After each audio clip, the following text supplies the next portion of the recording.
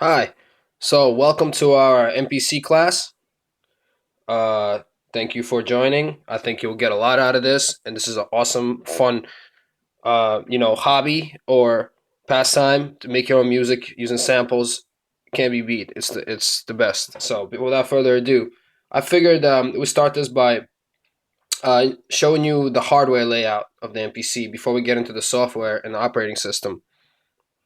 So, it's good to know your controls. So obviously, the 16 pads, as you most likely know, are used primarily to trigger your samples. You record sounds, your samples, and you assign them. You assign them to these pads, and you play them, and you record your performance here. So that's sort of the rough idea of what this MPC does. But let's look a little bit more closely. Let's dig into this.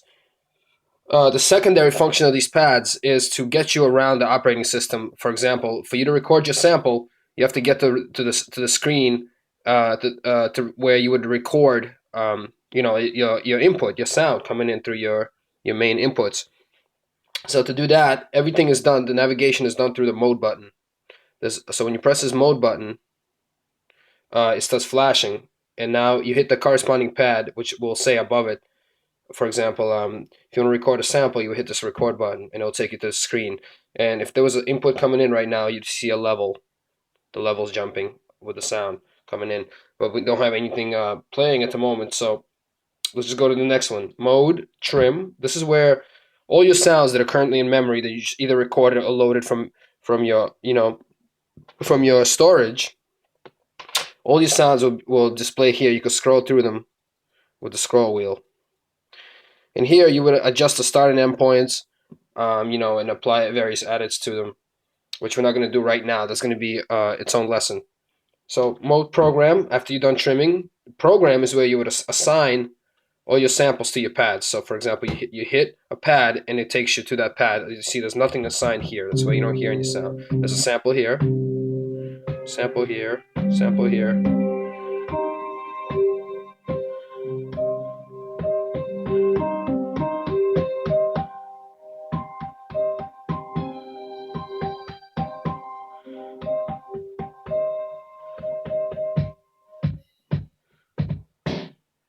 All right. So next, mode mixer. This is where you would adjust the levels. One of the ways to do it. You could do it in program also. Adjust the volume, the uh, the panning, and also you could assign effects to your pads, and you get a bunch of effects that you could choose from, and you could do 2 effects at a time plus a master effect. So these are your different effects, but we'll get to that later. Mode slider. This is for your Q links, which you assign them to control various functions, various program functionality such as filter or pitch, and basically that's what you would do. But that's going to be its own lesson as well. Mode load and mode save takes you to your storage, which could be an internal hard drive. It could be internal storage, which these units come with a tiny bit of internal storage, which usually is filled up with like Akai stock sounds, which kind of suck, but they're a good starting point. And they're actually set to auto load when you first get your MPC. You turn it on, it just loads a bunch of these Akai sounds, which is kind of cool to get you started. They're not the best sounds, not the most unique, but it's a sampler. You sample your own, but it gets you a nice little get you acquainted with the unit. So when you press mode load, it'll take you to your folders.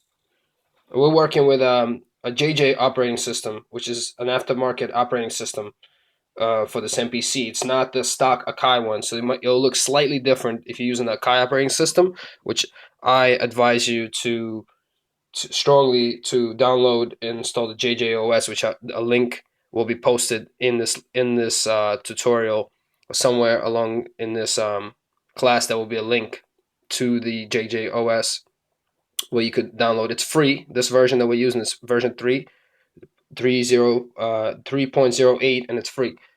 And there's really no reason not to have it because it works better than Akai OS.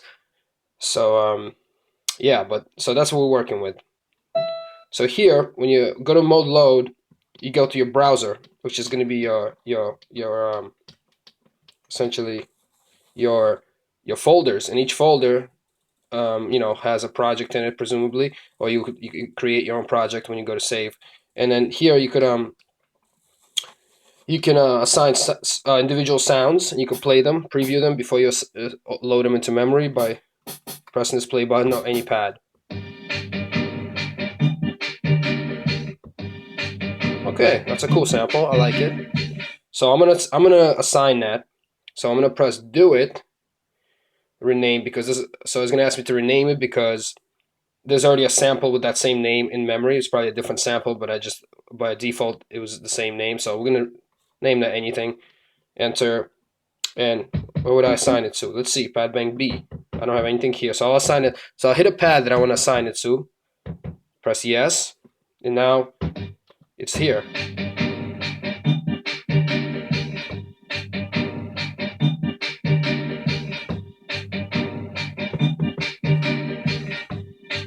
So that's how you would assign samples to pads in memory from your storage. Now to save, it's very similar. So that's why mode load and mode save are next to each other because it's similar functionality. They're actually two tabs. So if you go to mode load and decide, oh, I actually meant to do save, you can just press the save tab.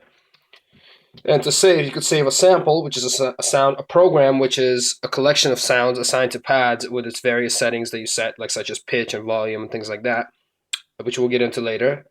Old programs, that's if you have multiple programs loaded in memory, because you might have, say, your drums in a program called drums, and then your bass line in another program called bass. So some people like to separate it like that and keep it sort of organized. A sequence is essentially a beat. That's your performance recorded by the MPC. That data, that information, is called your sequence. All sequences, that's if you have multiple sequences, which more than likely you will, because a beat will always have at least 2 or 3. Or entire memory, which is your programs, your samples, and your sequences. See, it tells you all programs, all samples, all sequences, all songs, which a song is essentially a bunch of sequences put together, which we'll get to at the end of this tutorial. You press do it. You find a folder. You navigate using these cursor keys. You would navigate to a folder. Say you want to create a new folder. You just create a new beat. It makes sense to have a folder for each beat, for each project. You press this new tab. You name it, which brings me to the third functionality of these pads, which is essentially it's kind of like text messaging on a flip phone. So you see pad 1 has A and B next to it, pad 2 has C and D, pad 3 has E and F, G and H, and so forth. So essentially to type with these pads, you would tap the pad. Like say to get the letter B, you would tap it twice. So let's just call this first beat. So let's see. Where's F? There it is. So to get to F, you hit this pad twice, right? I, R, S. Then we'll move to the next because this is S and T, right? So we'll move to the next one, hit it twice. To create a space, you could press this cursor and hold the shift key, but my shift key is currently out of order, so I'm just gonna navigate with the cursor. I'm sorry, with the scroll wheel to create an empty space. So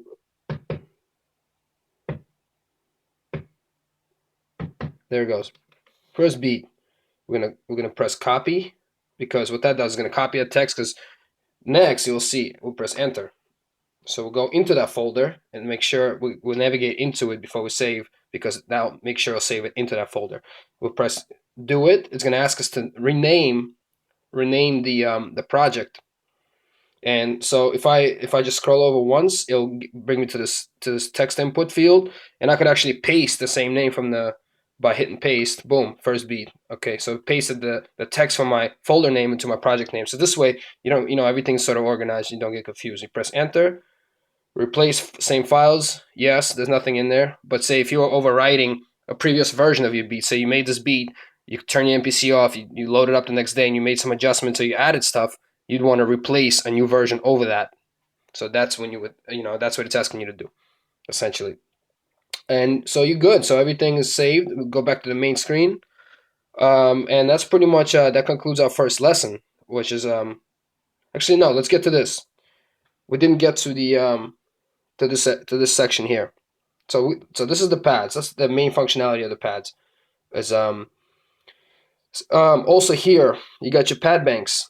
So this is basically essentially you get 16 empty pads, right? That you can load with samples and and that's your pad bank A. Now when you go to pad bank B, you get 16 more places to put, and then C and D. So you have 4. So essentially you get a total of 64 pads that you can fill up with sounds, which some people may have use for if you say maybe you're doing a live set and you got a whole bunch of stuff going on. But I typically stay in between A and B. I think that I have plenty of space to make a beat. Full level. So these pads are velocity sensitive, which means the harder you hit it, the louder it'll play. So this is designed to simulate realistic play.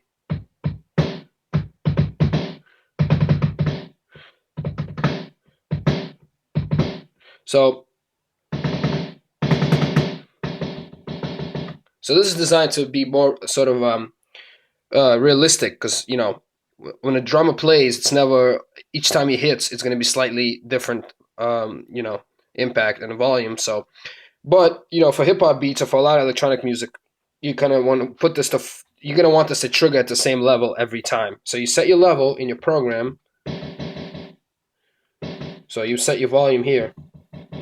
Say that's a good volume, and then you would put this full level on. So no matter how hard you hit it, it's always going to trigger at whatever volume you set it at. Full volume. That's full level. 16 levels is an awesome feature. When you press this, essentially it'll take any pad that you choose and break it down with 16 levels of whatever setting you choose, such as velocity. So, for example, if you want 2 set velocities for a hi-hat, for example, there's a hi-hat. So we set this to velocity. Turn on.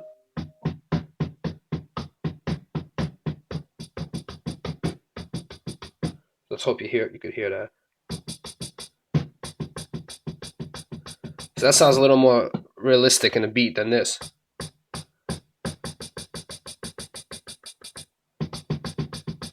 That sounds a little bit better. So, but primarily it's used for tune, to play melodies. So this is the coolest version. So let's just take this piano note, right? And we'll set this to tune. So what this does is it'll make that sample play chromatically across the 16 pads. It'll tune it chromatically and assign it to every pad. So you can record a melody using one tone. So for example,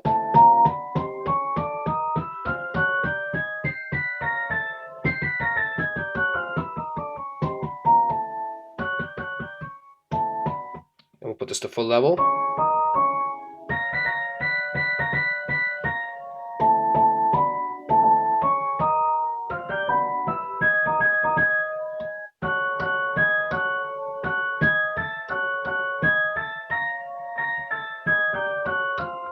I don't have a melody in mind right now for that particular sound, but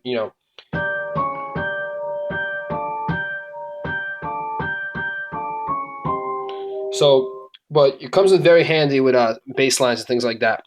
For example, you could take a single bass note and basically play a bass line, a somewhat realistic bass line with it. So that's 16 levels. Track mute. Next sequence will basically you play in your sequence. Next sequence, what that'll do is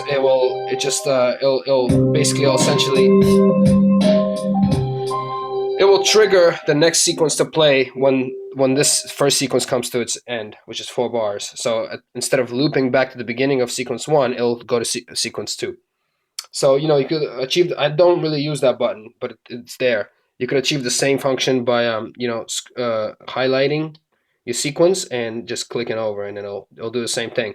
But for example, if your cursor is busy doing something else, if you're doing something else with it, it's handy to press this next sequence key. So while you're in another, while you're doing something, say here, or you're messing with the tracks, you're adjusting tracks or whatever, and your next sequence is going to play when you press that button.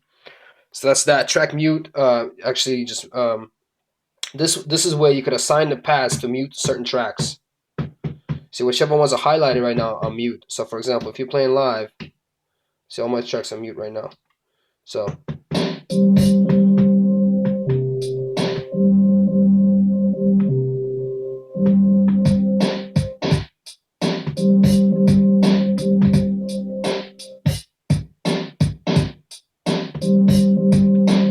or you could also solo your tracks this way too.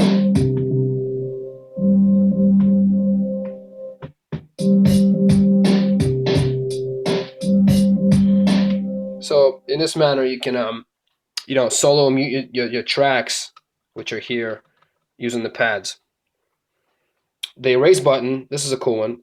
So say you made this beat. I don't know what happened to my main sequence here. Maybe I erased it by accident, but let's just go to here.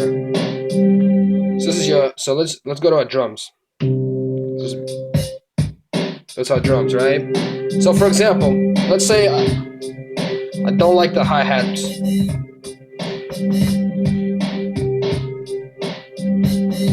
So I don't like these hi-hats. I want to try something else with the hi-hats.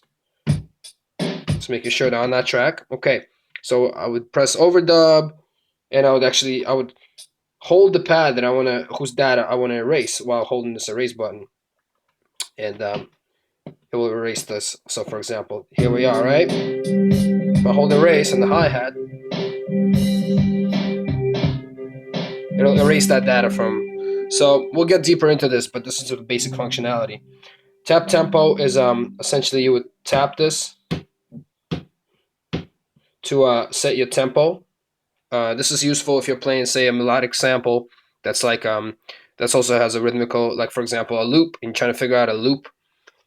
You're trying to figure out the tempo of a loop. You could press your trigger your sample, and while it's playing, you tap this along to the rhythm of and then this will get you close. It'll get you in a ballpark of the tempo of your sample, and then you could make your adjustments here.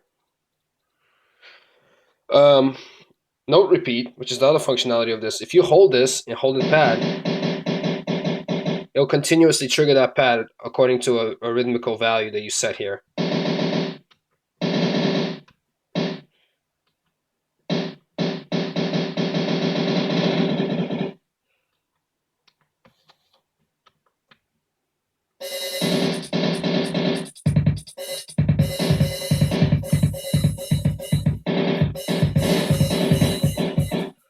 So that's that. You can do some cool stuff. So that comes in handy to do drum rolls and stuff like that. Say if you're playing.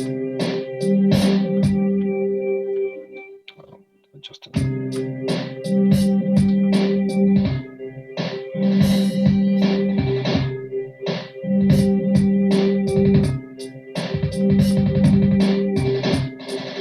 So obviously that was exaggerated, but this would be really hard to mimic those drum rolls without this functionality live. You could, but you'd have to be pretty good and pretty quick with your fingers. But this will give you the option to do that. You could also play cool stuff like this.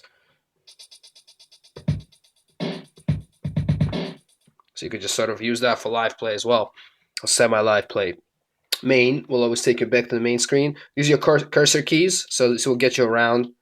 This is the navigational keys for whatever screen you may be in. Let's go here. See, so basically correspond to different settings and different screens. Your shift key, which basically gives you, my shift key is broken, but what this does is it gives you secondary functions to certain buttons. For example, the bar. Let's go here. The bar. forward and back will actually, watch, when I press this will jump. The bar will jump. See, it goes to the second bar. So this is when you're editing your sequence. Say you might have a sequence that's 8 or 16 bars long, and you might want to edit a part that's in the seventh bar. So you don't want to have to listen, for example, to 8 bars just to get to the last bar. And if you missed it, you have to listen to it again. So you just jump straight back to your last bar, to the bar you want to edit, and then you play from there. But in this, and then the shift key, when you hold the shift key and do the same thing, this will, instead of jumping to the next bar, it'll take you to the next step. So like 16th note or 8th note or something like that. But I don't find it super useful, so I don't really use that button. Undo sequence is what this does is, for example, you recorded something and you don't like it. You press that, this will light up, and when you press that, it will undo what your recording that you just performed. That's pretty much it. And then erase button, I believe I showed you, which is a similar functionality to the undo sequence, but erase button, just does something slightly different. You record. So when you record your sequence, let's go to a new sequence here. Set this to 80 BPM. Record to record. These controls are very similar to like a tape recorder or something like that, a boombox. So it's really, it's pretty self-explanatory. But some of the subtleties are such. Where are our sounds? Okay, let's set the program. So to record you would hold record, press play start. It'll give you a 4 count, kind of like a drummer going 1, 2, 3, 4. It will do that, and then your beat will kick in, your recording will start, or your empty canvas will kick in, and you have to record your performance. And then and then once you go, and then say if you want to record extra parts over that onto the same track, you would press overdub and play start, because if you hit record, it'll erase all your previous data. If you record and play start and you go over the same track which you just recorded over, it'll erase the previous data and record new data. But overdub will actually overdub whatever you add to it, and it'll keep the original recording. So stop is pretty, so basically, you record and you stop. It's pretty much it. The reason there's play start and play is, for example, like I was saying previously, if you're editing a sequence or you work in a certain section of and you want to start, for example, from the third bar, this will start you from the bar you navigate to, whereas play start would always start you from the beginning. So let's just record a quick little beat here. Set our timing correct, which we'll get into later. That's fine. So let's record a quick little beat using all the little functions that we just talked about. So we'll listen to a 4 count, right? So it's going to go 1, 2, 3, 4, and then it's the 1. So this is a 4/4 time signature. So essentially, it's four beats to a measure.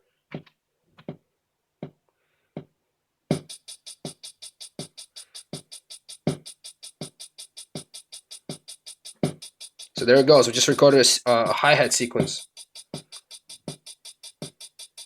So now we're going to go to the next track.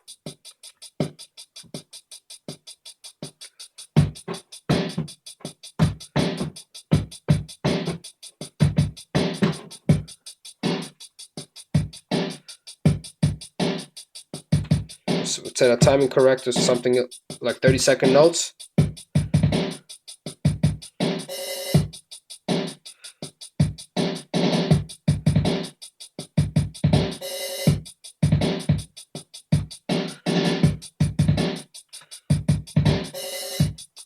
So that's your basic beat. Let's say I didn't like what I did with the kicks. I want to erase them. I could start over, press overdub. If I press record, play start, again, it'll erase everything on that track, which I don't want, so I'll press overdub. And say I just didn't like the first kick on bar 2. Oops, no, I pressed the wrong button. So let's see, let's get back to... So I just erased that first mistake on bar 2. Likewise, I could erase the whole, all the kicks by just holding the kick. I can erase the snare too.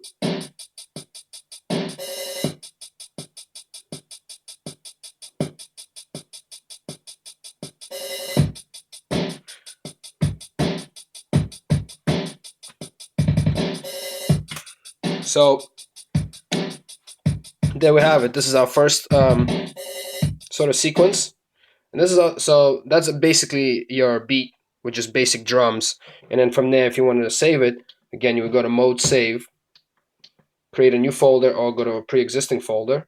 Make sure you go into the folder and make sure your cursor is back here. Entire memory, do it, and you name it whatever you want, and pretty much hit enter and wait till it saves. I would navigate to the main screen before turning the unit off, because these cards can get corrupted if they're messed with while in this mode. They could be a little touchy. So basically, once you're done saving, go back to your main screen, and now it's safe to turn your MPC off. That was your first lesson. Hopefully everything was clear. I welcome all feedback, so let me know what could have been better, or if anything was left out, and I would be happy to explain it. And please come back for lesson 2, which will get a lot more fun. You sort of got to get through the boring stuff before you could get to the fun. All right. Thank you.